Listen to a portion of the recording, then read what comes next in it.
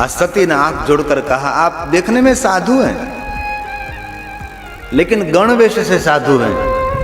आपके प्रवचन से मुझे मालूम हो गया आप गुण वेश से साधु नहीं हैं। ये दुनिया में गण वेश में साधु बहुत हैं लेकिन गुण वेश में साधु कम मिलते हैं। आपकी बातों से मुझे पता लगता है कि आप भगवान शंकर जी के द्वेषी है, भगवान शंकर के विरोधी हैं। साधु अधिक तो मैं क्या बोलूं आपके समक्ष, परंतु 3 पाप इतने भयानक बताए हैं, इन पापों का कोई प्रायश्चित नहीं है। इसमें पहला पाप शिव द्रव्य अपहरण, शिव जी का द्रव्य हरण करना, शिवालय में चोरी करना और शिव जी के नाम पर धन इकट्ठा करो और उनके लिए स्वयं के लिए उनका उपयोग कर लो, उनका कोई निवारण नहीं। शिव द्रव्य का कभी हरण नहीं करना चाहिए, ये पहला पाप। दूसरा शिव निंदा,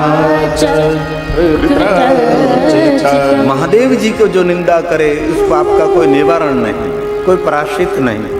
तीसरा पाप निंदा शिव भक्ता, महादेव का जो परम भक्त हो, निंदा च शिव भक्ता ना, 3 पापों का कोई प्रायश्चित नहीं। भगवान व्यास बोले प्रायश्चितेन शुद्धिया, कोई निवारण नहीं है। इसलिए गलती से भी महादेव की तो निंदा नहीं करनी चाहिए, महादेव के भक्तों की भी निंदा नहीं करनी चाहिए। अरे जीवन में जिनको सुखी और सफल होना है उनके लिए तो श्रेष्ठ नियम है किसी की भी कभी निंदा ना करें। निंदा किसको कहते हैं? कोई व्यक्ति की अनुपस्थिति में उनके छिद्र खोले, उनके लिए गंदी गंदी गंदी गंदी बातें करे, उनको कहते हैं निंदा। कभी नहीं।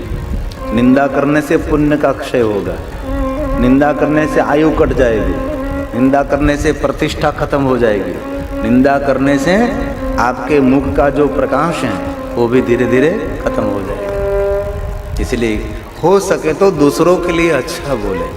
सब में कोई न कोई तो गुण तो होगा ना। इस दुनिया में संपूर्ण गुणवान कोई नहीं है, शिव शिवा।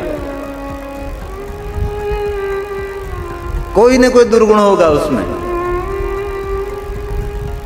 और संपूर्ण दुर्गुण इस दुनिया में कोई नहीं है। कोई न कोई तो गुण इसमें होगा ही है। इसलिए आज से हम सब निर्णय लेंगे, हम किसी की निंदा करेंगे तो नहीं, निंदा सुनेंगे भी नहीं।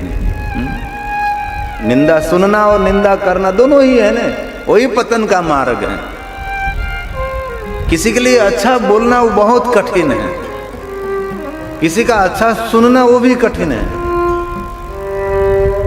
किसी की निंदा हो रही तो सुनने में बहुत आनंद मिलता है।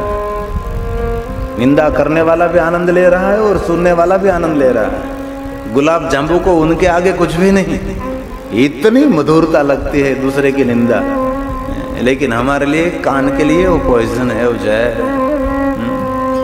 सती ने हाथ जोड़कर कहा, साधु आप तो पुण्य का क्षय हो कर रहे हैं, लेकिन मेरा पुण्य का क्यों क्षय कर रहे हैं आप मौन हो जाए। आप क्यों महादेव की निंदा कर रहे हैं?